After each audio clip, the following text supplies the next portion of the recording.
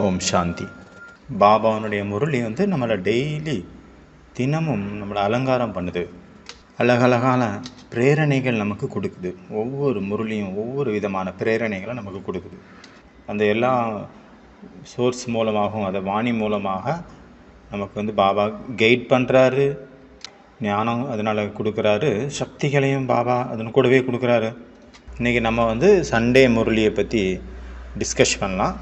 ஞாயிற்றுக்கிழமை நடந்த முரளி சிவராத்திரியை பற்றி சொன்னார். ரொம்ப அது வாணியை கேட்கும்போது எனக்கு ரொம்ப குஷியாக இருந்தது. நீ பாபா சொன்னார், பாபா இன்று அந்த குழந்தைகளுக்கும் வாழ்த்துக்கள் கொடுக்குறாரு. எந்த குழந்தைகள் அப்படின்னா, யாரை சொன்னார், யாருக்கு ஞாபகம் சொல்லுங்கள் பார்ப்போம். கோபிகளையும் நினைவு பண்ணுறேன் அப்படின்னாருல. கோபிகள் யாரெல்லாம் பக்தியில் பண்ணாங்களோ கோபிகைகளாக இருந்தாங்க. பக்தி கூட ஏதோ ஒரு மனுஷன் ஃபஸ்ட்டு ஆரம்பிச்சிருப்பார், ஒரு மனிதர். அதுக்கப்புறம் அது டெவலப் ஆயிடுச்சு. அந்த நேரத்தில் ஏதாவது ஒரு ஆச்சாரியார் இருந்திருப்பார், ஒரு புரோகிதர் இருந்திருப்பார், அவர் ஸ்டார்ட் பண்ணியிருக்கலாம். பாபாவுடைய பார்வை அவங்க பக்கம் போயிருக்கு.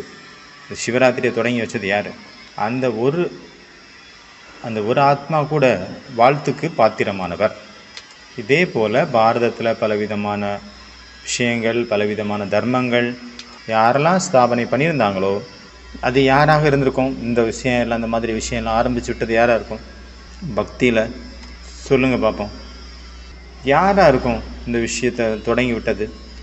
யார் பாபாவனுடைய முழு பார்ட்டியும் அவர் கூட இருந்து பார்த்தாங்களோ அவங்க தான் அந்த மாதிரியான விஷயங்களை ஆரம்பிச்சு விட்ருப்பாங்க. பக்தியில் துவாபரகத்துலேருந்து யார் அவர் கூட அந்த பாட்டு ப்ளே பண்ணாங்களோ அவங்களுக்குள்ள தானே ஞானங்கள் நிறைஞ்சிருக்கும். அது வெளிப்படும் சமயத்துக்கு ஏற்ற மாதிரி. பக்தியில் நிறைய விஷயங்கள் மிஸ் ஆயிடுச்சு. சில விஷயங்கள் ஞாபகம் இருந்து அந்த ஞாபகம் இருந்ததை வச்சு அவங்க க்ரியேட் பண்ணிட்டாங்க. அப்போ நம்மளில் தான் யாரோ ஒருத்தவங்களாக இருப்பாங்க இந்த மாதிரியான பக்தியை ஸ்டார்ட் பண்ணது, சிவராத்திரியை ஸ்டார்ட் பண்ணது. இது எல்லா விஷயம், பக்தியினுடைய எல்லா விஷயத்தையும் முதல்ல தொடங்கின ஒருத்தர் இருப்பார் எப்படியும். அப்போ நம்மளை தான் இருப்போம். பிராமண குழந்தைங்க அவங்க தான் ஏதோ ஒரு விதத்தில் பூஜையை ஆரம்பிச்சிருப்பாங்க. அதனால் பாபா விரதத்தை பற்றி விஷயம் சொன்னார். அதை பற்றி நம்ம பார்க்கலாம். அதை கொஞ்சம் டீட்டெயிலாக பார்க்கலாம். ஞாபகம் இருக்கா? விரதத்தை பற்றி பாபா என்ன சொன்னார்? பவித்ரதாவினுடைய விரதம் சதா காலத்திற்கான விரதம். தூய்மையை பற்றி பாபா நல்லா டீட்டெயிலாக எக்ஸ்பிளைன் பண்ணிட்டார். பிரம்மச்சாரி மட்டும் இல்லை, ஒரு விகாரம் கூட இருக்கக்கூடாது. ஒரு விகாரம் மட்டும் கிடையாது, அதுக்கு கூட இருக்கக்கூடிய 4 பேர் இருந்தாங்களே, மொத்தம் 5 பேர். காமம், குரோதம், மோக, லோப, அகங்காரம் 5 ஆயிடுச்சு. அதுக்கப்புறம் அவங்களுடைய குழந்தை குட்டிங்க இருக்காங்க இல்லையா, நிறைய பேர். அவங்களே ஏன் சொல்லலை நீங்கள்? நீங்கள் மாதாஜி நிறைய பாயிண்ட் சொல்லிட்டாங்க. அப்போ குழந்தைங்க அதிகமாகிடுச்சு. நல்லது. அச்சா, பாபா சொன்னது என்னவோ 3 தான் சொன்னார். அலட்சியம், சோம்பேறித்தனம், அப்புறம் என்ன சொன்னார்? சாக்கு போக்கு சொன்னாரா? அப்புறம் பொறாமை, வெறுப்பு, அப்புறம் பரசிந்தனை, உங்களை பற்றி, உன்னுடையது என்னுடையது, சூட்சுமமான ஆசைகள், இது எல்லாமே மாயையினுடைய பலவித ரூபங்கள். இந்த அனைத்தையும் வெற்றி அடைவதற்கான விரதத்தை நாம் அனைவரும் எடுத்துவிட்டோம். அதனால் மிக அருமையான யாத்திரை, நம்மளுடைய யாத்திரை இங்கே தொடங்கிடுச்சு.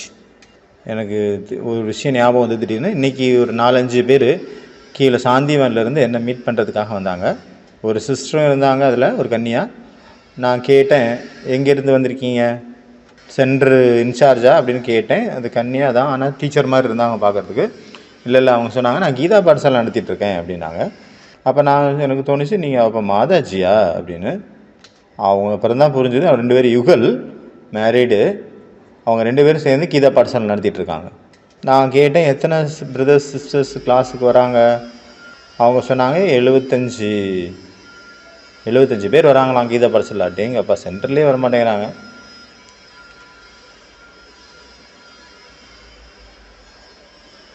அப்போ நான் சொன்னேன், கீதா பாடசாலை இல்லை, இது நல்ல சென்டராச்சே.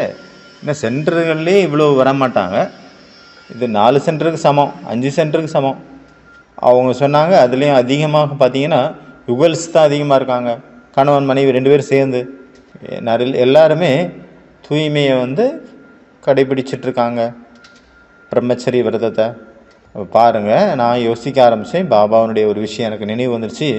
பாபா சில நேரங்கள் குரு சன்னியாசிகளுக்காக சொன்னார், யாருக்குள்ளே எவ்வளவு தூய்மையினுடைய சக்தி இருக்குமோ அந்த அளவு மற்றவங்களை அந்த சக்தியானது பிரபாவத்தில் கொண்டு வந்து அவங்களையே நடைமுறைப்படுத்த வைக்கும்.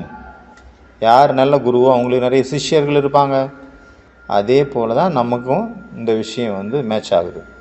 எந்த அளவுக்கு நிமித்தமான ஆத்மா தூய்மையாக இருப்பாங்களோ அதை பொறுத்து அவங்கக்கிட்ட வரக்கூடிய ஆத்மாக்களும் அந்த அளவு குவாலிஃபைடாக வெளிப்படுவாங்க. அதனால் பாபா என்ன சொன்னார், பிரம்மச்சாரியம் மட்டும் கிடையாது, பிரம்மாச்சாரி. அதனால் சின்ன சின்ன விஷயங்களில் கூட நீங்கள் சிந்தனை பண்ணுங்கள். பாபா என்ன சொன்னார், வீணான எண்ணங்கள் கூட இருக்கக்கூடாது. வீணான எண்ணங்கள்லேருந்து கூட விடுபட்டு பரச்சிந்தனையே வேண்டாம். மற்றவங்களே எதுக்கு திங்க் பண்ணணும், உங்களுடையது என்னுடையது இந்த மாதிரி விஷயங்கள்லேருந்து கூட விடுபட்டு முக்தி அடைஞ்சிருங்க. சின்ன சின்ன விகாரங்கள் மனிதர்களை பெரிய தூய்மையில்லாத ஒரு நிலைக்கு கொண்டு போய் நிறுத்திடுது. குஷியை பறிச்சுக்குது, ஸ்திதியை இறக்கி விட்டுருது. அந்த எல்லா விஷயங்கள்லேருந்தும் முக்தி அடைஞ்சிருங்க. இதுதான் சம்பூர்ண பவித்திரத்தன்மை, பவித்திரதா, தூய்மை. இல்லைன்னா பவித்திரதாவினுடைய பிரகாசம், பவித்திரதாவினுடைய கவர்ச்சி, அதனுடைய வைப்ரேஷன் நாலா பக்கமும் பரவுது. அது அப்போ கம்மியாயிரும், அதனுடைய குவாலிட்டி கம்மியாயிரும். அதனால் அந்த மாதாஜியினுடைய விஷயத்தை கேட்டு எனக்கு ரொம்ப குஷியாக இருந்தது, சந்தோஷமாக இருந்தது. எனக்கு தெரியவே இல்லை அது ஒரு மாதாஜி அப்படின்னு. ரொம்ப சின்னவங்களாக இருந்தாங்க, கன்னியா போல் இருந்தாங்க. இது சரண்டர் சிஸ்டர் மாதிரி இருந்தாங்க பார்க்குறதுக்கு. 30 வயசு 35 வயசு தான் இருந்திருக்கும். ஆனால் மீட் பண்ணிவிட்டு எனக்கு ரொம்ப நல்லா இருந்தது ஸ்திதி. அவங்கள மீட் பண்ண பிறகு அந்த அளவு அந்த ஆத்மாக்குள்ளே அந்த தூய்மையினுடைய சக்தி நிறைஞ்சிருந்ததை நான் பார்த்தேன், எனக்கு ஃபீல் ஆச்சு. அப்போ எவ்வளோ ஸ்திதி உயர்வாக இருந்திருக்கும். 75 பேர் ஒரு கீதா பாடசாலையில் வந்துட்டுருக்காங்க. சென்ட்ரல்லையே அந்த மாதிரி வர்றதில்ல. அதுவும் யுகல்ஸு, கணவன் மனைவியாக 2 பேரும் தூய்மையாகவே இருக்காங்க, வந்துட்டுருக்காங்க. அதுவும் கூட வரவங்கெல்லாம் கணவன் மனைவி ஜோடியாக வர்றாங்க. அதனால் நிறைய பேர் சென்ட்ரல்லேருந்து ரொம்ப தூரமாக இருக்கிறவங்க தான் நல்லா புருஷார்த்தம் பண்ணுறாங்க. நான் நிறைய மிலிட்ரிக்காரங்களை பார்த்துருக்குறேன். அவங்களுக்கு அந்த மாதிரி லகன் இருக்கும், ஒரு ஈடுபாடு இருக்கும். டெய்லி முரளி கேட்டுருவாங்க எப்படியாவது. அவங்க என்ன சொல்கிறாங்க, பாபாவோடைய சேவையில் பாபா வீட்டில் இருக்கிறவங்க ரொம்ப முன்னாடி போயிட்டாங்க, நாங்கள் தான் பின்னாடி இருக்கோம், அதனால் நாங்கள் விடக்கூடாது அப்படின்னு சொல்லிட்டு ரொம்ப ஸ்பீடாக முயற்சி பண்ணுறாங்க. ரொம்ப பாபா வீட்டுக்கு வரவே முடியாது, ஆனாலும் கூட அந்த அளவு அவங்களுக்கு முயற்சியினுடைய ஈடுபாடு இருக்குது. மிலிட்ரிக்காரங்க, நேவியில் இருக்கிறவங்க, போலீஸில் இருக்கிறவங்க, அவங்க தான் முன்னாடி இருக்கிறாங்க, முன்னிலையில் இருக்காங்க. ஆனால் அவங்களுக்கு தெரியாது அவங்க முன்னிலையில் இருக்காங்க அப்படின்னு. அதனால் வெறுப்பிலிருந்து விடுபட்டவங்களாக மாறணும். அப்புறம் பொறாமை ஒருத்தருக்கு எப்போ வரும், இன்னொருத்தர் எப்போ இவரை விட முன்னாடி போகிறாரோ அப்போந்தான் அவருக்கு பொறாமை வரும். பொறாமை வரும் தான். இவங்க என்னை விட பின்னாடி வந்தாங்க, நான் கோர்ஸ் கொடுத்தேன், நான் கிளாஸ் எடுத்தேன், நான் கூட்டிகிட்டு போனேன் மதுபனுக்கு, ஆனால் இவங்க என்னை விட முன்னாடி போயிட்டாங்க அப்படின்னு பொறாமை வரும் தான், நேச்சுரல். நான் எவ்வளோ வருஷமாக என்னெல்லாம் குப்பை கொட்டிகிட்டு இருந்தேன், இத்தனை வருஷமாக குப்பை கொட்டிகிட்டு இருந்தேன், ஆனாலும் என்னை யாருமே கண்டுக்கிறது இல்லை, எனக்கு ஒரு மரியாதை இல்லை. ஆனால் நேற்று தான் வந்தாங்க, இவங்களுடைய பேர் புகழ் பெற்றதாயிடுச்சு, எல்லாம் இவங்க பேர் தான் எடுக்கிறாங்க. கடுப்பாகுமா ஆகாதா? ஆகும். பெரிய பெரிய சீனியர் சிஸ்டர் பிரதர்ஸ் இல்லை இன்சார்ஜ் சிஸ்டர் கூட ரொம்ப நெருக்கத்தில் போயிடுச்சு இந்த சிஸ்டர் இல்லை இந்த பிரதர். ஆனால் நான் ரொம்ப வருஷமாக இருக்கேன், பக்கத்தில் கூட போக முடியல. பொறாமை வரும், இது நேச்சுரல். சரி, இதுலேருந்து எப்படி விடுபடுறது, இதை எப்படி வின் பண்ணுறது? இது கண்டிப்பாக வரும், யாராக இருந்தாலும். முதல்ல யாரோ ஒருத்தவங்க அவங்களோட சின்னவங்க முன்னாடி போகாத வரைக்கும் இல்லாத மாதிரி தெரியும் நமக்குள்ள பொறாமை. ஆனால் எப்போ அவங்க முன்னாடி போகிறாங்களோ அப்போந்தான் அவங்களுடைய பேர் புகழ் பெற்றதாக இருக்குது, நம்மளை யாரும் கண்டுக்கலை அப்படிங்கிற போது தான் அந்த பொறாமை வரும். அது வரைக்கும் இல்லாத நான் இல்லை, பொறாமையே இல்லைன்னு சொல்லிட்டு இருப்பாங்க. அப்போ தான் தெரியும் பொறாமை இருக்கிறது. எல்லாருக்குமே வரும், இது நேச்சுரல். அதனால் கொஞ்சம் கொஞ்சமாக நம்ம சிந்தனை பண்ணுவோம், அதிகமாக வேண்டாம். சரி, இந்த பொறாமையிலேருந்து எப்படி பொறாமையை எப்படி வின் பண்ணுறது? நம்ம நம்மளுடைய பலத்தின் மூலமாக, யோக பலத்தின் மூலமாக, கூடவே பாபாவுடைய ஸ்ரீமத் படி தான் இதை வெற்றி அடைய முடியும். யார் முன்னாடி போய் சேர்ந்துட்டாங்களோ அவங்க முன்னாடியும் கிடையாது, யாருடைய பேர் புகழ் அதிகமாக பரவுதோ அவங்களும் முன்னாடி கிடையாது. யார் முன்னாடி இருப்பாங்க? யாருடைய ஸ்திதி சிரேஷ்டமாக இருக்குதோ அவங்க தான் முன்னாடி போவாங்க. மற்ற என்னதான் திறமைகள் இருக்கட்டும், என்ன வேணாலும் டேலண்ட் இருக்கட்டும், விசேஷத்தாக இருக்கட்டும், குணங்கள் இருக்கட்டும், எதுவுமே யூஸ் ஆகாது. ஸ்திதி தான் அவங்கள வெற்றி அடைகிறதுக்கு காரணமாக அமையும். அதனால் எத்தனை வருஷமாக நம்ம பார்த்துட்ருக்குறோம், ஸ்திதி தான் முக்கியம். எந்த விஷயத்துலலாம் பாபா நம்மளை அட்டென்ஷன் கொடுத்தாரோ, பாபா ஒரே விஷயத்த அடிக்கடி சொல்லிகிட்டு இருக்கிறாரு, ஆசீர்வாதங்கள். ஆசீர்வாதங்களை பற்றி நிறைய சொல்கிறாரு. ஆசீர்வாதங்கிறது ஒரு மிகப்பெரிய கஜானா. யாருக்கிட்ட இந்த கஜானா இருக்குதோ அவங்க, யாருக்கிட்ட அதிகமாக அந்த கஜானா இருக்குதோ அவங்க சீக்கிரமாக சரியாயிடுவாங்க. எல்லா விஷயத்துலேருந்தும், உடல் வியாதியாக இருந்தாலும் சரி, மன வியாதியாக இருந்தாலும் சரி, புருஷார்த்தமாக இருந்தாலும் சரி, சேவையாக இருந்தாலும் சரி. தாய்மார்கள்ட்ட இருக்குதா இந்த சக்தி? ஆசீர்வாதம் கொடுக்குறீங்களா, இல்லை எடுக்க மட்டும் செய்கிறீங்களா? கொடுக்கவும் செய்கிறீங்க இல்லையா? மாதாஸ் இவ்வளோ புத்திசாலி ஆகிட்டாங்கப்பா. முதல்ல கொடுக்குறீங்களா இல்லை முதல்ல எடுக்கிறீங்களா? எல்லாருக்குமே ஆசீர்வாதங்கள் கொடுக்கணும். அப்புறம் ஆசீர்வாதங்கள் எடுக்கிறதுக்கு தகுதியானவங்களாக மாறணும். ஆசீர்வாதத்தை கொடுங்க, ஆசீர்வாதம் பண்ணுங்கன்னு கேட்க முடியாதுல்ல. கேட்குறதுனால கிடைக்கக்கூடிய பொருள் கிடையாது. பக்தியில் எல்லாரும் பகவானே துவா பண்ணுங்க, அல்லாஹ் துவா கரோ அப்படின்னு சொல்லுவாங்க. ஆசீர்வாதம் பண்ணுங்க, ஆசீர்வாதம் கொடுங்க அப்படின்னு கேட்குறாங்க. இங்கே வந்து கேட்க வேண்டிய அவசியம் கிடையாது. கேட்குறதுனால கிடைச்சா இது கிடைக்கிறது பொருளும் இல்லை, கேட்டவனை கொடுக்க முடிய பொருளும் கிடையாது. இது சம்பாதிக்கணும், கஷ்டப்பட்டு சம்பாதிக்கணும். அதாவது நம்ம கர்மம் அப்படி இருக்கணும், எல்லாருடைய ஆசீர்வாதமும் நமக்குள்ளே வந்து குவியிற மாதிரி அந்த மாதிரியான கர்மம் செய்யணும். பாபாவும் தானாகவே நமக்கு ஆசீர்வாதங்கள் கொடுத்துடணும். அவருடைய இதயத்தை வின் பண்ணிடுங்க, அவரை இம்ப்ரெஸ் பண்ணிடுங்க. பகவான் யார்? மனுஷன் கிடையாது. பகவான் இறைவன், கடவுள், சிவன், அல்லாஹ், காட்ஃபாதர், ஜெகோவா. அவருடைய மனசை நம்ம இம்ப்ரெஸ் பண்ணிட்டோம், அவரை இம்ப்ரெஸ் பண்ணிட்டோம் அப்படின்னா அநேக விதமான ஆசீர்வாதங்கள் நமக்கு கிடைக்கும். எந்த ஒரு தவாயும் நமக்கு யூஸ் ஆகாது, துவா தான் யூஸ் ஆகும். கடைசியில் எந்த ஒரு மாத்திரை மருந்தும் நமக்கு பயன்பட போகிறதில்ல. கடைசி நேரத்தில் ஆசீர்வாதங்கள் தான் நம்மளை காப்பாற்றும். தமிழில் கர்ணனை காட்டுறாங்கல்ல, ஹிந்தியில் காட்டலை. எப்படி கர்ணன் வந்து கர்ணன் மேலே அர்ஜுனன் அம்பு விட்டுட்டே இருப்பார். அப்போ அம்புகள் வந்து அவருக்கு மாலையாக போய் விடும். அர்ஜுனனுக்கு புரியாது என்ன நடக்குதுங்க, நான் அம்பு தானே விடுறாங்க, என்ன மாலையாக மாறுது. உடனே கிருஷ்ணர் சொல்கிறாரு, இல்லை இல்லை, அவனுடைய புண்ணிய கணக்கு அங்கே வேலை செய்து, இரு கொஞ்சம் நேரம் வெயிட் பண்ணு, நான் கொஞ்சம் போயிட்டு வரேன் அப்படின்ட்டு போய் அங்கே புண்ணியத்தை வந்து அவர் செஞ்ச புண்ணியம் எல்லாத்தையும், ஆசீர்வாதம் எல்லாத்தையும் இவர் தானமாக வாங்கிடுற மாதிரி காட்டுவாங்க இல்லையா தமிழில். அந்த மாதிரி கடைசி நேரத்தில் தர்மம் தலை காக்குது. தர்மம் தலை காக்கும், தக்க சமயத்தில் உயிர் காக்கும். அதாவது புண்ணியம், ஆசீர்வாதம் எல்லாமே. எங்கள் பணம் கூட எங்கே ஒர்க் பண்ணலையோ, யூஸ் ஆகலையோ, அங்கே ஆசீர்வாதங்கள் தான் வேலை செய்யும். சாயங்காலம் ஒரு குரூப் வந்தது. அதில் ஒருத்தர் டாக்டரு, அவருடைய அம்மா இருந்தாங்க, ரொம்ப வயசானவங்க, கோமாவில் போயிட்டாங்க. ஏதேதோ ஆச்சு, கடைசியாக கோமாவில் இருக்காங்க. அந்த மாதிரி ஒரு அதிசயம் நடந்தது. அவங்க 7 நாள்லே அதுலேருந்து விடுபட்டு வெளியே வந்துட்டாங்க. ஆனால் 7 நாளையில் ஆஸ்பத்திரிக்காரங்க 7 லட்சம் வாங்கிட்டாங்க. ஒரு நாளைக்கு 1 லட்சம். இன்றைய காலத்தில் என்ன பண்ணுறாங்க, சம்பாதிக்கிறதுக்கு டாக்டர்ஸு ஹாஸ்பிட்டலில் வெண்டிலேட்டரில் வச்சிட்றாங்க. அதை உயிரோடு வைக்கிறதுக்காக ஐசியூ, வெண்டிலேட்டர். அது ஏற்கனவே ஆல்ரெடி இறந்து போயிருப்பாங்க. ஆனால் டெய்லி 1 லட்ச ரூபா கிடைக்குதுல்ல, அதனால் வச்சுப்பாங்க உள்ளே. ஏன்னா ஐசியூவில் நம்ம போக முடியாது, வெண்டிலேட்டரில் சுவாசம் காட்டிகிட்டே இருக்கும் மூச்சுக்கு, அவங்க அந்த இதில் மானிட்டரில். சரி, ஓகே, உயிரோடு இருக்கார், சரி பொழைச்சிருவார் அப்படின்னு நினச்சி வச்சுருப்பாங்க. 7 நாள் ஆனோன்னா கொஞ்சம் அசைவு வந்தது. அவங்க மிலிட்ரி ஆஸ்பத்திரிக்கு எடுத்துகிட்டு போனாங்க, அவங்க சரியாயிட்டாங்க. ஆசீர்வாதங்கள் எப்படியெல்லாம் வேலை செய்து பாருங்கள். அதனால் எல்லாருமே அனுபவம் பண்ணணும். ஆசீர்வாதங்கள் அவ்வளோ வேகமான ஒரு மருந்து மாதிரி. உடலினுடைய விஷயமாகவும் இருக்கலாம், இல்லை வியாதியினுடைய விஷயமாகவும் இருக்கலாம். வெற்றி நமக்கு கிடைக்கல, இல்லை கிடைக்குது, அந்த மாதிரியான விஷயமாக கூட இருக்கலாம். ஆசீர்வாதங்களுடைய விஷயம், ஆசீர்வாதங்கள் ரொம்ப முக்கியமானது. அதனால் நம்ம என்ன பண்ணலாம், அப்போ விரதனங்கள் இருந்து நம்ம என்ன பண்ண போகிறோம்? பகவான் நம்மளை வந்து அவருடையவராக மாற்றிக்கிட்டாரு, நம்ம அவரை கூப்பிட்டுக்கிட்டார், அவர் பக்கத்தில் நம்மளை கூப்பிட்டுக்கிட்டார். அவருடைய சக்தி இல்லாமல் நம்ம அங்கே வர முடியுமா நம்மளால்? எல்லாருக்குமே அனுபவம் இருக்குது. பாபா நம்மளை மேக்னெட் போல் இழுத்துட்டார். உண்மையான அன்பு, பரமாத்மாவுடைய உண்மையான அன்பு எல்லாத்துக்கும் நம்மளை காரியம் செய்ய வச்சிட்ருக்கு. அதுதான் நமக்கு ரொம்ப முக்கியம். அன்பானது ஒரு ஆத்மாவை இழுத்துச்சு, அவங்கள வந்து சேவைக்கு தகுதியானவங்களாக மாற்றுச்சு.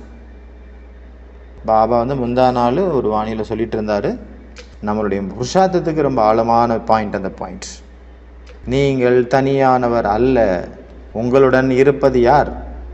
பாபா இல்லை, இந்த தடவை என்ன சொன்னார்னா, உங்களுக்கும் பின்னாடி உங்களுடைய ராயல் பிரஜை, உங்களுடைய ராயல் ஃபேமிலி இருக்குது பின்னாடி. உங்களுடைய துவாபரயுகத்துக்கு பிறகு உங்களுக்காக பக்தி செய்யக்கூடிய பக்தர்கள் இருக்காங்க. இவ்வளவு பேர் உங்கள் பின்னாடி இருக்காங்க பாருங்க. இருக்காங்களா? உங்களுடைய ஸ்திதியை ஃபாலோ பண்ணுறாங்க அவங்க. உங்கள் ஸ்திதியை பொறுத்து தான் அவங்களுடைய ஸ்திதி அமையுது. தெரியுதா? நம்மளுடைய ஒவ்வொரு எண்ணத்தினுடைய பாதிப்பு அவங்க எல்லாருக்கும் போகுது.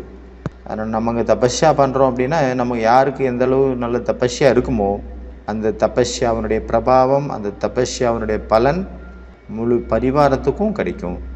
இன்னும் யாரெல்லாம் நெருக்கத்தில் இருக்காங்களோ, அந்த கனெக்ஷனில் இருக்காங்களோ, அவங்க வரைக்கும் அதனுடைய பிரபாவம் போய் சேரும். உங்களுடைய புண்ணியத்தினுடைய பிரபாவம் அவங்க எல்லாருக்கும் போய் சேரும். உங்களுடைய தூய்மையினுடைய பிரபாவம் அவங்க எல்லாரையும் போய் ரீச் ஆகும். அதனால் எப்படி நினைங்க, ஒவ்வொருத்தரும் நான் தனியானவன் கிடையாது, என் பின்னாடி இவ்வளோ பெரிய நீளமான ஒரு உலகம் இருந்துகிட்ருக்கு. என்னுடைய ராயல் பிரஜைகள் இருக்காங்க, ராயல் ஃபேமிலி இருக்காங்க, பக்தர்கள் இருக்காங்க, மிகப்பெரிய ஒரு படையே இருக்குது என் பின்னாடி. இருக்கா இல்லையா? நீங்கள் என்ன நினைக்கிறீங்க? பாபா நிறைய தடவை சொல்லியிருக்காரு. அவங்க எல்லாம் என்ன பண்ணுறாங்க, மேலே விண்வெளியில் உலகம் இருக்கா அப்படின்னு தேடிட்டுருக்குறாங்க. ஒரு தடவை பேப்பரில் கூட வந்தது, 2002 2004 தெரியல. அப்போ பில் கிளின்டன் ஒரு ஃப்ளாட்டு வாங்கிட்டார் சந்திரனில். அவர் புக் பண்ணிட்டார், ஹோட்டல் ஆரம்பிக்க போகிறாரு அப்படின்னாங்க. பார்த்தா ஒன்றையும் காணோம். இந்த மாதிரி தேடிட்டுருக்காங்க. அமெரிக்க அதிபர் பில் கிளின்டன் அங்கே ஒரு ஃப்ளாட் வாங்கிட்டார், ஹோட்டல் ஆரம்பிக்க போகிறாரு. அங்கே வரவங்களெல்லாம் சாப்பாடு கொடுப்பாங்க, அதனால் எல்லோரும் அவங்கவுங்க ஃப்ளாட்டை வாங்குங்க அப்படிங்கிற மாதிரி பேப்பரில் நியூஸ் எல்லாம் வந்தது. எங்கேயாவது ஒரு மனிதன் இருக்கிறதுக்கான வாய்ப்பு இருக்கா? தண்ணி, நிலம், நீர், காற்று, ஆகாயம், நெருப்பு இருக்கா அப்படின்ட்டு தேடுறாங்க. இருந்தால் மனிதர்கள் வசிக்கலாம். கண்டுபிடிச்சிட்டு இருக்காங்க. செவ்வாயில் தண்ணி இருந்தது, அங்கே தண்ணி இருந்தது, இங்கே தண்ணி இருந்தது, என்னெல்லாமோ தேடிட்டு இருக்காங்க. அதனால் பாபா என்ன சொல்கிறாருங்க, நீங்கள் ஒவ்வொரு நட்சத்திரங்களும் ஒவ்வொரு உலகங்கள், உங்களுக்குள்ள ஒரு உலகமே இருக்குது, தனித்தனியான உலகம். அதை தான் அவங்க தேடிட்டுருக்காங்க அவங்க ஸ்தூலத்தில். அதனால் இந்த லட்சியம் வைக்கணும். நம்மளை யாரெல்லாம் ஃபாலோ பண்ணுறாங்களோ, நம்மளை யாரெல்லாம் பார்க்குறாங்களோ, நம் மூலமாக யாரெல்லாம் பலன் அடைவாங்களோ, எல்லாருக்கும் பின்னாடியும் 1 லட்சம் பேராவது இருப்பாங்க குறைஞ்சது. குறைவாக சொல்லிட்டேன்னா நான் குறைச்சி தான் சொன்னேன்.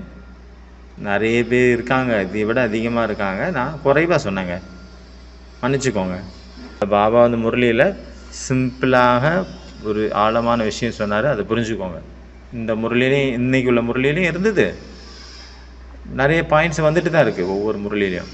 உங்களுடைய ஆழ் மனமானது அனைவரும் நன்மை நிறைஞ்சிருக்கணும், எல்லாருக்காகவும் சுபாவனை நிறைஞ்சிருக்கணும். உங்களுடைய உள்மனம், ஆழ்மனம், உங்களுடைய ஆழ்மனமானது அனைவருக்காகவும் சுபபாவனை நிறைஞ்சிருக்கணும். எல்லாருக்கும் இந்த விஷயம் பிடிச்சிருக்கா? நம்மளுடைய சுபாவனை, நல்ல விருப்பங்கள், நல்ல பாவனைகள் அநேக ஆத்மாக்கள் வரைக்கும் போய் ரீச் ஆகுது. இப்போ பாருங்கள், இப்போ ஆடி அமாவாசை வந்தது. அப்போ பக்தியில் உள்ளவங்களும் அவங்க பித்ருக்களுக்காக வச்சாங்க. அப்போ பிகேஸும் நிறைய பேர் போக வச்சாங்க. நம்மளுடைய சுப பாவனைகள், நம்மளுடைய அழகான வைப்ரேஷன் அவங்க வரைக்கும் போய் சேருது. அவங்க எங்கே இருப்பாங்க? நம்மளுடைய பூர்வஜ ஆத்மாக்கள் இந்த உலகத்தில் இருப்பாங்க. நம்மளை சுற்றி தான் இருப்பாங்க, நம்மளை பக்கத்தில் தான் இருப்பாங்க. நம்ம பக்கத்தில் தான் இருக்காங்க, நம்ம கூட தான் இருக்காங்க, நம்மளை சுற்றி தான் இருக்காங்க. நம்மளுடைய சாதனையினுடைய பலன் அவங்கள போய் ரீச் ஆகுது. முழு பாரதத்துக்குமே நம்மளுடைய சாதனையின் பலன் போய் சென்றடையுது. முழு பாரதமும் புது உலகமாக மாறுது. அதனால் நமக்கு அவ்வளோ பெரிய பொறுப்பு இருக்குது, பார்த்துக்குங்க. இப்போ 20வது நூற்றாண்டு முடிஞ்சிச்சோ, 21வது நூற்றாண்டு தொடங்கும் போது எல்லா பெரிய நேதாக்களெல்லாம் என்ன சொன்னாங்க, ஜோசியர்கள் எல்லாம், விஞ்ஞானிகள் எல்லாம் என்ன சொன்னாங்க, இனிமேல் அடுத்த நூற்றாண்டு பாரதத்துணி சார்ந்ததாக இருக்கும், பாரதம்தான் முன்னிலையில் இருக்கும் அப்படின்னு சொன்னாங்க. ஆனால் எந்த ஒரு நாடாக இருந்தாலும் சரி, எந்த விதமான விஷயமா இருந்தாலும் சரி, முன்னேறி போகணும் அப்படின்னா, உச்சநிலை அடையணும்னா என்ன பண்ணணும்? நிறைய போராட்டங்கள், நிறைய எதிர்ப்புகளை தாண்டித்தான் செல்ல வேண்டும். இப்போ அந்த பூமியிலேருந்து இருக்கிற குப்பைகள் எல்லாம் க்ளீன் ஆகணும்ல, அது நமக்கு எல்லாத்துக்கும் தெரியும் அது எப்படி க்ளீன் ஆகும் அப்படின்ட்டு. நான் ரொம்ப திங்க் பண்ணிகிட்டே இருந்தேன், இதை பற்றி அதிகமாக எனக்கு தெரியாதப்போ. அப்போ நான் யோசித்து பார்த்தேன், அணுகுண்டை போட்டாங்க அப்படின்னு, ஆட்டம் பாமை தூக்கி போட்டாங்கன்னா என்ன ஆகும்? கண்டிப்பாக வெடிக்க போகுது ஒரு நாள், வந்தாச்சு அதற்கான டைமு. மாற்றி மாற்றி மிரட்டல் விட்டுட்டு இருக்கிறாங்க 2 பேர் பெரிய ஆளுங்க. எப்போ ஆட்டம் பாம் வெடிக்குமோ இல்லை ஹைட்ரஜன் பாம் வெடிக்குமோ அப்போ விஷ பாம் இருக்குது, இதெல்லாம் எப்போ வெடிக்குமோ அப்போது நிறைய உலகத்தை தீர்த்து கட்டிடும் அந்த பாம்ஸு. கூடவே ஒரு புண்ணிய காரியமும் செய்யுது அந்த பாம்ஸு. அது என்ன விஷயம்னு சொல்லுங்கள் பார்ப்போம். இந்த ஆகாய மண்டலம் பார்த்திங்கன்னா ரொம்ப அழுக்காக நிறைஞ்சிருக்குது. அழுக்கில் குப்பைகள், கிருமிகள், பாக்டீரியா, வைரஸ். அப்போ சயின்டிஸ்ட் என்ன சொல்கிறாங்க, ஒரு மிகப்பெரிய மைக்ரோஸ்கோப் மாதிரி ஒரு பெரிய கண்ணாடி வச்சு நம்ம பார்த்தோம் அப்படின்னா இந்த இதில் என்ன பாம்பெல்லாம் மிதந்துட்டு இருக்கிற மாதிரி தெரியுமா? பாம்பு தான் அப்படி நீந்திட்டுருக்கு இந்த ஆகாயத்தில் பூமியில் மேலோட்டமாக. அது கவுண்ட்லெஸ், கணக்கிட முடியவே செய்யாது. அப்போ அது எல்லாமே ஃபயர் ஆயிரும், எரிஞ்சிரும். அப்போ வாயுமண்டலம் சூழ்நிலை தூய்மையாயிரும், சுற்றுப்புற சூழ்நிலை. நிறைய பேர் சொல்கிறாங்க சத்தியுகத்தில் சூரியன் நம்ம பக்கத்தில் வந்துடும் அப்படின்ட்டு. பக்கத்தில் வராது. இந்த குப்பைகள், அழுக்குகள், கிருமிகள் எல்லாம் செத்து போச்சு இல்லையா, அதனால் ரொம்ப க்ளீனாக இருக்கும், கண்ணாடியை துடைச்சது மாதிரி. அதனால பக்கத்தில் இருக்குது அப்படின்னு சொல்லிடுறாங்க. நிறைய பொல்யூஷன் ஆயிடுச்சு, நிறைய அழுக்காயிடுச்சு. இந்த எல்லாத்தையுமே இந்த ஆட்டம் பாம் வந்து க்ளீன் பண்ணிடும். பாபா வந்து ரொம்ப நல்ல ஒரு விஷயத்தை நம்ம எல்லாத்துக்கும் சொல்லியிருக்காரு. அதனால் அதில் ரொம்ப கவனம் கொடுங்க. அந்த விஷயத்தில் பாபா என்ன சொல்லியிருக்காரு, இந்த 5 தத்துவங்களும் உங்களுடைய நல்ல ஒரு சேவாதாரியாக மாறிடும். ஞாபகம் இருக்கா? இயற்கை உங்களுக்காக பெருக்கி துடைக்கிற வேலையை செய்யும். அந்த மாதிரி வளமாக்கி நமக்கு கொடுக்கும். பல ஜென்மங்களுக்கு நம்ம உழ வேண்டிய அவசியமே இருக்காது. நிலத்தை பழங்கள், காய்கறிகள் எல்லாம் நல்லபடியாக விளையும், தானியங்களும் விளையும். சத்தியுகத்தில் அதிகமாக சாப்பாடு நமக்கு தேவையில்லை, கம்மி தானே போதும். அதாவது மக்கள் தொகை கம்மியாக தானே இருக்கும். அதனால் இயற்கை தான் மிகப்பெரிய நம்மளுடைய மாற்றத்தை, இந்த உலகத்தை க்ளீன் பண்ணக்கூடிய வேலையை செய்ய போகுது. அதனால் அது நம்மளுடைய ஃப்ரெண்டாக இருக்கும், நமக்கு ஹெல்ப்பராக இருக்கும். அதனால் பாபா சொல்கிறாங்க, நம்மளுடைய சக்திகளை இந்த சின்ன சின்ன விஷயங்களுக்கு பின்னாடி நீங்கள் இழக்காதுங்க. பொறாமையாக இருக்கட்டும், வெறுப்பாக இருக்கட்டும், மற்றவங்களை காலை வாரி விடக்கூடிய பாவனையாக இருக்கலாம். மிகப்பெரிய ஒரு விகார தாண்டவம், ருத்ர தாண்டவம் ஆடிட்டு இருக்குது இந்த இன்றைய காலத்தில். லோபம், பேராசை, இச்சை, பேரவா வேலை செய்தா இல்லையா, பணத்துக்கு பின்னாடி எல்லாம் பைத்தியமாக சுற்றிட்டு இருக்காங்க. தன் தனாதன் தன் அப்படின்னு சொல்கிறாங்களா, பணமே பணம், பணம் பணம் பணம், மன்மனா பவன் சொல்கிறதில்ல, தன் தனாதன் தன் தனம், தன் தனாதன் தன் தன் தன் அப்படின்னு சொல்ல. அதாவது பணம் தான் எல்லாமே, பணம் தான் கடவுள், பணம் தான் எல்லாமே. பணம் என்றால் பிணமும் வாயை பிளக்கும். பணம் எவ்வளோ அதிகமாக இருக்குதோ அந்த அளவு ஆனந்தம் அதிகமாக இருக்கும். பணத்துக்கு பின்னாடி யார் பைத்தியமாக சுற்றுறாங்களோ அவங்களுடைய நிலை என்னவாக இருக்கும் அந்த நாளில். இந்த தடவை கூட அந்த மாதிரி நடந்தது. இந்த மழை பெஞ்சது இல்லையா, எல்லாத்த விட அதிகமான கஷ்டம் ரொம்ப பெரிய பணக்காரங்களுக்கு தான் ஏற்பட்டது. எல்லாரையும் ஒன்றா வச்சுருந்தாங்க. கவர்மெண்ட் அது டென்ட் போட்டு கொடுக்கும் இல்லையா, முகாம்கள், அதில் வச்சுருந்தாங்க. ஏழைகள் கூட தான் இருந்தாங்க, தங்கியிருந்தாங்க. பணக்காரங்கள் கூட, ஏழைகள் பணக்காரர்கள் எல்லாம் ஒன்றா தான் இருந்தாங்க. எல்லாருக்கும் சாப்பாடு கூட ஒரே மாதிரி கிடச்சிட்டு இருந்தது. ரொம்ப கொஞ்சம் தான் கிடச்சிட்டு இருந்தது. எந்த ஒரு வித்தியாசமும் அங்கே இல்லை. ஏழைகள் சந்தோஷப்படுவாங்க, சாப்பாடு கிடச்சிருச்சுப்பா ஒரு நேரமாவது ஒரு நாளைக்கு. ஆனால் பணக்காரங்க உள்ளுக்குள்ளேயே அழுதுட்டு இருப்பாங்க, துக்கப்பட்டு இருப்பாங்க, நொந்துட்டு இருப்பாங்க, நூலாயிருவாங்க. பகவானை திட்டிகிட்டே இருப்பாங்க, கடவுளை நீ என்ன பண்ணிட்ட எங்ககிட்ட, எங்கள் கீழே பிச்சாதிபதி ஆக்கிட்டீங்களே அப்படின்னு திட்டுவாங்க. அதனால் யாருக்கு பகவான் கிடைச்சாரோ எல்லாருமே சிந்தனை பண்ணுங்கள். எல்லாத்தோட பெரிய சம்பத்தி எது, எல்லாத்தோட பெரிய ஒரு செல்வம் அப்படின்னா என்னது? பாபா, பாக்கிய வித்தாத்தா, பாக்கியத்தை வழங்கக்கூடிய வள்ளல் சிவபாபா.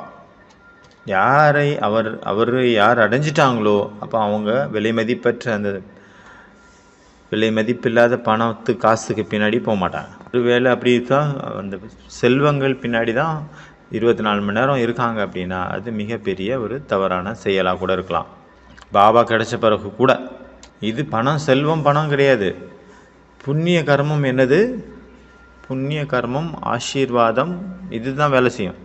புண்ணிய கர்மம், ஆசீர்வாதங்கள் மற்றும் பாபா, இந்த 3 செல்வமும் யாருக்கிட்ட இருக்குமோ அவங்க தான் சேஃப்டியாக இருப்பாங்க. ஆனாலும் மற்ற எல்லாருக்கும் வீட்டிலே இருந்தாலும் கூட வீட்டில் இருந்தவாறே அவங்களுக்கு துக்கம்தான் இருக்கும். கொரோனாவில் பார்த்தோம்ல, வீட்டில் தான் இருந்தாங்க, ஆனால் வீட்டுக்குள்ளேயே ஜெயில் மாதிரி ஆகிப்போச்சு, ஹவுஸ் அரெஸ்ட் மாதிரி ஆயிடுச்சு. எவ்வளோ கஷ்டங்கள் எல்லாரும் அனுபவிச்சாங்க. அவங்கள பற்றிய விஷயங்கள் சொல்லலை. எந்த விஷயம் அதிகமாக ஓடிட்டு இருந்தது நியூஸில், இத்தனை பேர் இறந்துட்டாங்கங்கிறது தான் ஓடிட்டு இருந்தது. எவ்வளோ கஷ்டம்னு பார்த்தோம். நம்ம மருந்து வாங்குறதுக்கு வெளியே போக முடியாது. குழந்தை நோயில் இருக்குது, உடம்பு சரியில்லை, பால் வேணும், அவசரத்துக்கு எதாவது வாங்கினா கூட போக முடியல. பயம். 141 தடை உத்தரவு போட்டாங்க. பயம் வேறு, உயிர் பயம். தொற்று வியாதி வேறு, கொரோனா தொத்திக்கிச்சுன்னா ஆள் காலி. இவ்வளோ பயத்தை கிளப்பி விட்டுருந்தாங்க அந்த டைமில். பேனிக் அட்டாக்லேயே நிறைய பேர் சரீரம் விட்டாங்க, பயத்தினுடைய அட்டாக்கில். ஆனால் நிறைய மாதாசு வீட்டிலேயே டாக்டர் ஆகிட்டாங்க. உங்களுடைய கிச்சன் தான் உங்களுடைய மருந்து. பாரதத்தில் ஃபாரினர்ஸ் முதல்ல அதிகமாக வந்தாங்க இல்லையா? அப்போ அவங்க என்ன சொன்னாங்கன்னா, நீங்கள் பாரதவாசிகள் அதிகமாக மசாலா போடுறீங்க சாப்பாட்டில். மசாலா டேஸ்ட்டுக்காக போடுறாங்க அப்படின்னு நினச்சிட்டு இருந்தாங்க எல்லோரும். ஆனால் வெறும் டேஸ்ட்டு மட்டும் கிடையாது. இந்த மசாலா எல்லாத்தையும் கரெக்டாக ப்ராப்பரான ரேஷியோவில் நம்ம போட்டோம் அப்படின்னா இது மிகப்பெரிய ஒரு மருந்தினுடைய வேலையை செய்யும்.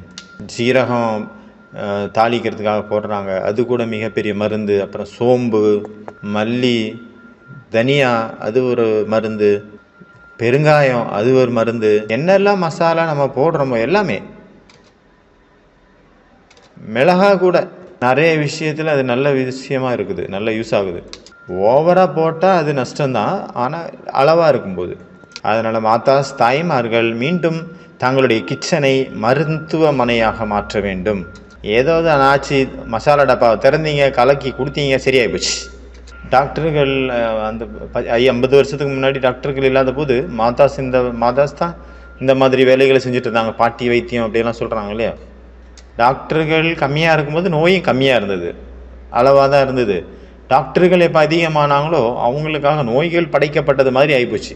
நிறைய டாக்டர்கள் ரெடியாகி வராங்க, அவங்களுக்கு நோய் வேணும்ல, நோயாளிகள் வேணும்ல. அதுக்காக இப்போ நோயாளிகள் அதிகமாயிட்டாங்க, புது நோயும் அதிகமாயிடுச்சு, 10 மடங்கு வியாதிகள் அதிகமாயிடுச்சு. அதனால் உங்களுடைய டாக்டராக நீங்களே மாறிடுங்க, நீங்களே உங்கள் டாக்டராக இருங்க. மனசை நீங்கள் எவ்வளோக்கெவ்வளோ குஷியாக வைப்பீங்களோ, மனதை எவ்வளோக்கெவ்வளோ அழகான எண்ணங்களால் நல்ல எண்ணங்களால் நிறைச்சி வைப்பீங்களோ, மனசை எவ்வளோக்கெவ்வளோ நீங்கள் அமைதியாக வச்சுருப்பீங்களோ, நோய்கள் ரொம்ப ரொம்ப கம்மியாயிரும் தானாகவே. அது ஓடி போயிடும். கோமாவில் இருந்தாங்களா மாதாஜி சொன்னாலே கதை, கோமாவில் இருந்தாங்க. அவங்க தான் 7 நாள் கழித்து வந்தாங்க. அவங்க சொன்னாங்களாம், தெரில பிரதர், என்னெல்லாம் பாவம் பண்ணணும் தெரில பல ஜென்மங்களில். நான் சொன்னேன், சரி முடிஞ்சு போச்சு, இப்போ நினைங்க, இப்போ என்ன ஒரு எண்ணத்தை நீங்கள் கொண்டு வரணும். நான் பல ஜென்மங்களின் புண்ணிய ஆத்மாவாக இருக்கிறேன், ஜென்மத்தின் புண்ணிய ஆத்மா. அதனால தான் எனக்கு பகவான் கிடச்சிருக்கார். இப்போ நான் பாவ ஆத்மாங்கிறத மறக்கணும். முதல்ல நம்ம புண்ணிய ஆத்மாவாக இருந்தோம், இப்போவும் புண்ணிய ஆத்மா ஆக போகிறோம்.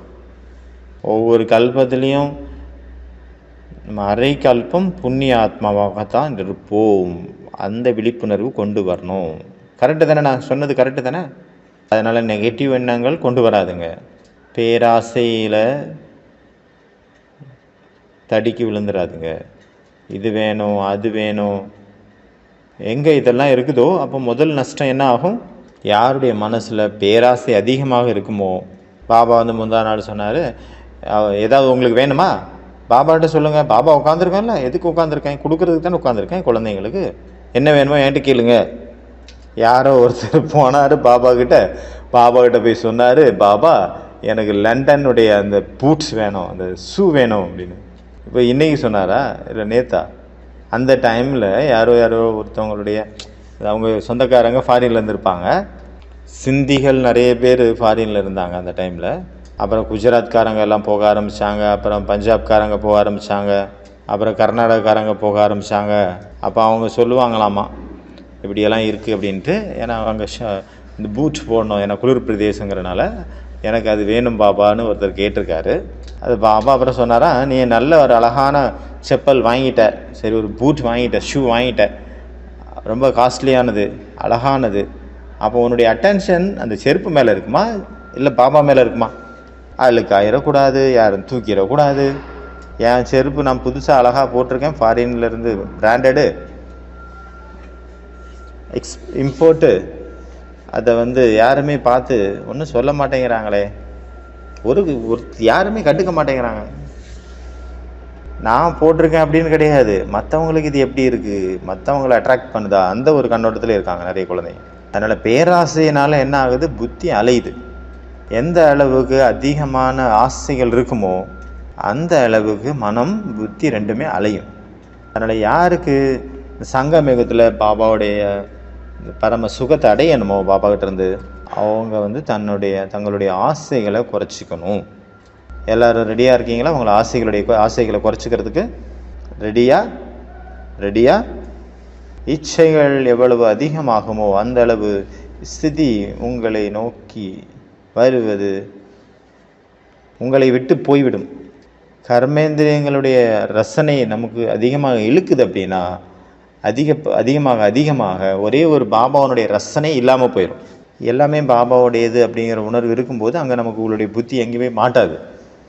ஆனால் என்னுடையது அப்படின்னு ஒரு விஷயத்துக்கு மேலே நமக்கு என்ன வந்துருச்சு அப்படின்னா அங்கே தான் புத்தி போய் மாட்டிக்குது. அதனால் எல்லோரும் ஞாபகம் வச்சுக்கோங்க, யாருடைய அதிகமாக பற்று இருக்குமோ, மனிதனாக இருக்கட்டும், பொருளாக இருக்கட்டும், கடைசி நேரத்தில் புத்தி அங்கே தான் இருக்கும். நமக்கு விருப்பம் இருக்கும், ஆனாலும் கூட பாபா கிட்ட தான் புத்தி போகணுன்னு விருப்பம் இருந்தாலும் கூட அந்த புத்தி வராது. ஏன்னா அந்த கடைசி நேரத்தினுடைய எஃபெக்டும் நம்மளை பாதிக்கும். அதனால் புத்தி ஏற்கனவே இருந்த சமஸ்காரங்கள் தான் வெளியே நிற்கும். அதனால் நம்மளுடைய ஆசைகளை, அளவுக்கு அதிகமான பேராசைகள், இச்சைகளை குறைச்சிக்கிட்டே போங்க. ஒன்று ஆசைகள், இன்னொன்று தேவைகள். குடும்பத்தில் இருக்கும்போது, வீடுகளில் இருக்கும்போது நமக்கு நிறைய தேவைகள் இருக்கும். அந்த தேவைகளை கூட நமக்கு பூர்த்தி செய்யணும். நமக்கு என்னெல்லாம் சம்பந்திகள் இருக்காங்களோ அவங்களையும் அவங்களோடு ஒத்து போகணும், ஒத்து சேர்ந்து போகணும். அவங்க கூட ஒத்து செஞ்சு போகணுமா, இல்லை அவங்க கூட அறுத்து விட்டுலாமா சம்பந்தத்தை? என்ன பண்ணலாம்? பாபா சொல்கிறாங்க, அவங்க கூடயும் நம்ம ஒத்தி சேர்ந்து வாழ்ந்து தான் ஆகணும். ஏன்னா நம்ம குடும்பத்தில் இருக்கிறோம், குழந்தைங்க இருக்காங்க, பொண்ணு இருக்குது, பையன் இருக்கான், அப்போ மாமியார் வீடு, மாமனார் வீடு இருக்குது, தாய் வீடு இருக்குது, எவ்வளோ சம்பந்தங்கள் இருக்காங்க. சிலருக்கு சில மாதிரி இருக்குது, சிலருக்கு வேறு மாதிரி இருக்குது. எந்த அளவுக்கு அவங்க மேலே அன்பு வைக்கிறோமோ, உண்மையான அன்பு, அப்போ பாபாக்கிட்ட லோபம் பாபாக்கிட்ட எவ்வளோக்குள்ள அன்பு நமக்கு போகுதோ, நம்மளுடைய அன்பு, அந்தளவு இந்த பேராசைகள் எல்லாம் கட்டாயிரும். ஆனால் நிறைய பேர் சொல்கிறாங்க, நாங்கள் மோகத்தை இருந்து வின் பண்ணணும் அப்படின்னு, பற்றிலேருந்து வின் பண்ணணும் அப்படின்னா அதெல்லாம் விட்டுறணும் அப்படின்னு சொல்கிறாங்க. ஆனால் அப்படி கிடையாது, அது தப்பு. விட்டுட்டு நீங்கள் வந்துட்டீங்கன்னா அதனால் ஒன்றும் கிடையாது. மீண்டும் அப்புறம் அங்கே தான் புத்தி போகும், இன்னும் ஃபோர்ஸாக. நம்மளுடைய பேராசைகள், விருப்பங்களை நம்ம கொஞ்சம் கொஞ்சமாக தான் விடணும். ஒரேடியாக விடவும் முடியாது, விடக்கூடாது. அதே போல் மோகத்தினுடைய ஃபோர்ஸும் ரொம்ப பவர்ஃபுல்லானது. மோகத்தை நம்ம கண்டுபிடிக்கவும் முடியாது, இது மோகம் அப்படின்னு. அதனால் பாபா முரளி கீதையில் கூட இருக்குது. அப்புறம் பாபா முரளியில் சொல்கிறாரு, கடைசி ஸ்திதி என்னது? நஷ்ட மோகா ஸ்மிருதி லப்தா. மோகத்தை வென்ற நிலை நினைவு சுரூப நிலை சொல்கிறாருல்ல. முதல்ல என்னது? ஸ்மிருதி சுரூபமா நஷ்ட மோகாவா? ஃபஸ்ட்டு இது. அதனால் சொல்லுங்கள், ஃபஸ்ட்டு மோகம் நஷ்டம் ஆனால் தான் ஸ்மிருதி நல்லா வரும். சிலருக்கு எப்படியும் இருக்குது. ஆனால் ஸ்மிருதி சுரூபம் ஆகணும், அப்புறம் தானாகவே மோகம் நஷ்டமாயிரும். எவ்வளோக்குள்ள ஸ்மிருதி சுரூபம் அதிகமாகுதோ கொஞ்சம் கொஞ்சமாக அப்போ மோகமும் கொஞ்சம் கொஞ்சமாக கட்டாயிரும். ஏன்னா மோகம் பாபா கிட்ட போகுதுல்ல. ஸ்மிருதி சுரூபம்னா என்னது? பாபா கிட்ட மோகம் போகுது. பாபா முதல்ல நமக்கு என்ன ஸ்மிருதி கொடுத்தாரு? நீங்கள் ஒரு ஆத்மா. நான் ஒரு ஆத்மா அப்படின்னா என்னை சுற்றி இருக்கிறவங்களும் ஒவ்வொரு ஆத்மா, தனித்தனி ஆத்மா. அப்போ மோகமே போயிடுச்சு, அங்கே மோகமே இல்லாமல் போயிடுச்சு. அதனால் இதில் நம்மளுடைய இயற்கையான சுபாவமாக மாறிடணும், ஸ்மிருதி சுரூபமாகிடணும். அதனால் எல்லாருமே ஆத்மாக்கள் அப்படிங்கிற அந்த உள் உணர்வு நமக்குள்ளே இருக்கணும். இப்போ மோகத்தின் கயிறுகள் தானாகவே லூஸ் ஆயிரும். மோகத்தினுடைய சப்ஜெக்ட் அந்த மாதிரி நிறைய பேர் அதை புரிஞ்சிக்க மாட்டேங்கிறாங்க. மாதாக்கள் புரிஞ்சிட்ருக்காங்க நாங்கள் மோகம் அதிகம் அப்படின்னு. அதனால் அந்த மோகத்தை லௌகீக சுரூபத்தில் போகாமல் ஆத்மாவனுடைய உருவத்தை கொடுத்து அந்த மாதிரி ஒரு ஸ்டேஜுக்கு போயிடணும். நம்மளுடைய யோகா அதிகமாகணும். கூடவே மோகமும் அங்கே கம்மியாயிட்டு இருக்குதா, ஆத்ம திருஷ்டியின் மூலமாக கூடவே நம்மளுடைய யோகாவும் அதிகமாகணும் பாபா கூட. அப்போ தான் பேலன்ஸ் ஆகும். அதனால் மோகத்தை வென்றவராகணும், லோபத்தை வென்றவராக ஆகணும். அச்சா, ஓம் சாந்தி.